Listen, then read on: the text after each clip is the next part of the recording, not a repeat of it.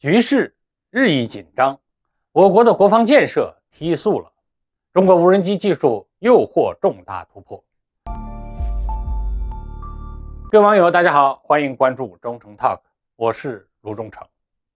总体上说不管俄乌冲突局势如何，也不管美西方支持下的乌克兰如何渐露疲态，而东方的亚太局势始终都是美国全球战略的主要着力点。而日韩两国频繁与美国和北约互动，引狼入室，我们中国的战略空间逐渐被压缩到了危险的境地。局势不等人所以中国的国防建设也是明显提速了。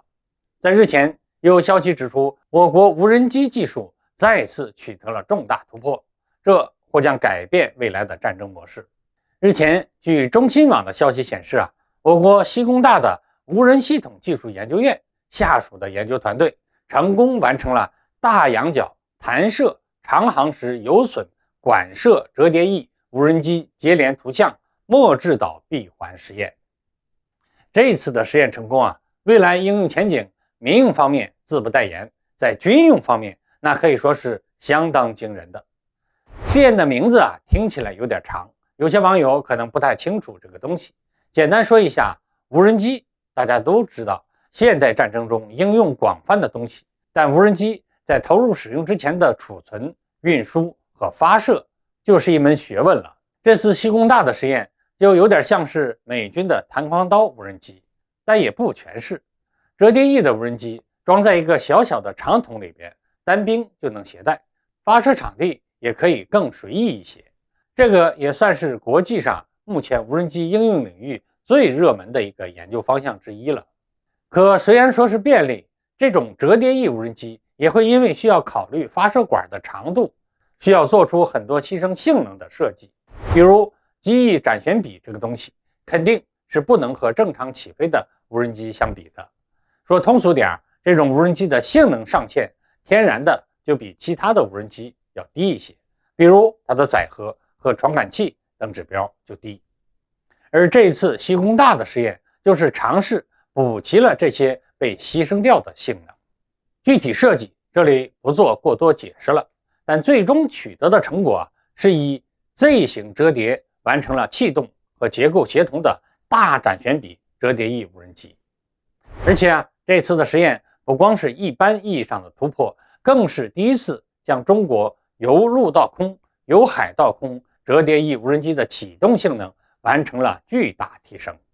简单来说，就是能够实现深水释放、冷发射、水面漂浮状态下发射等等直白的说这种技术层面的突破完全有可能改变当前的战争模式。这类无人机一旦量产，中国完全可以根据需要在相关海域大量部署在水下、水面潜伏的无人机，本身又是冷发射，体积甚至比一些海洋鱼类都小，美军想要提前预警非常困难。一旦美军舰队靠近，瞬间响应启动，在腾空后制导俯冲，完成大面积毁伤。尤其是针对航母，虽然无法靠这种小型无人机做到击沉航母，但却完全可以破坏航母甲板上的设施和飞机之类，瘫痪航母的战斗力。与反舰导弹相比这类自杀式无人机的价格那完全是可以忽略不计的。